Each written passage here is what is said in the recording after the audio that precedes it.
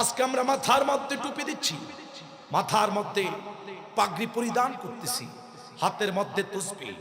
আমরা ইসলামের কথা বলছি, স্টেজে উঠে আমরা কোরআন তাফসীরের মাহফিল পরিবেশন করতেছি। দুঃখের বিষয় হচ্ছে কার কাছে ইসলামের দাওয়াত দিচ্ছেন?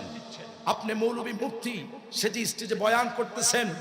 এমন একটি যুগের মধ্যে আমরা পৌঁছে গিয়েছি যেই যুগের মধ্যে ইসলামের নীতিমালা নয়।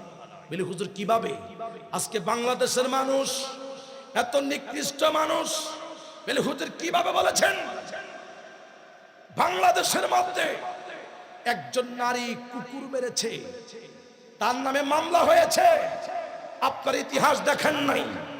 ঢাকা রইসউদ্দিন, মাওলানা রইসউদ্দিনকে হত্যা করেছে। এই বাংলাদেশের মানুষ রইসউদ্দিনের জন্য কিছু করতে পারে নাই। আজকে যারা যেই মহিলা কুকুর মেরেছে তার জন্য মামলা হয়েছে। প্রশাসনের দৃষ্টি আকর্ষণ করে বলছি, কোন দেশের মধ্যে বসবাস করতেছেন? যেই দেশের মধ্যে ইসলামের নীতিমালাগুলো পুরো উল্টো হয়ে গিয়েছে। আজকে দুঃখের সাথে বলছি, মাওলানা হত্যার বিচার হয় না, নারীদের বিচার হয়। আজকে খারাপ খারাপ অশ্লীলতা কথা স্টেজে বসে আমার মতো কত যুব্বওয়ালা মা খাদিজাতুল কুবরা রাদিয়াল্লাহু তাআলা আনহাকে তুহমত দিচ্ছে। এগুলোর জন্য মামলা হয় না। মামলা হচ্ছে কার জন্য? যারা খারাপ খারাপ অশ্লীল কাজ করতেছে তাদের জন্য নয়। সুন্নি আহলে সুন্নাত ওয়াল জামাতের প্রেমিকরা যদি কোনো কথা বলে, আমার দেশের কিছু ভাইয়েরা মুনাফিক বারকা মুসলমানেরা সহ্য করতে পারে না। এই জন্য আপনারা আজকের মাহফিলে যারা এসে গিয়েছেন, বসছেন, আপনারা সকলে জবান করে বলুন, পৃথিবীর সমস্ত মানুষ যদি আপনার বিপক্ষে কথা বলে, আপনার আপন আমার হওয়া লাগবে না, আমার পক্ষ হয়ে আপনি কথা বলা লাগবে না। হকের পথে একটা মাত্র আমাদের উদ্দেশ্য থাকবে, আমাদের ভরসা থাকবে। জোরে বলেন তিনি কে? আর জোরে বলেন, আর জোরে বলেন, তিনি হয়েছে আল্লাহ। মুসলমান হিন্দুদের মন্ড বাজাইতে পারে না। আমরা আবার জান্নাতের টিকিট আমরা বিক্রি করি, আমরা আবার ক্ষমতা খাটাচ্ছি। মুসলমান কখনো পূজা মণ্ডপে গিয়ে বক্তব্য দিতে পারে না।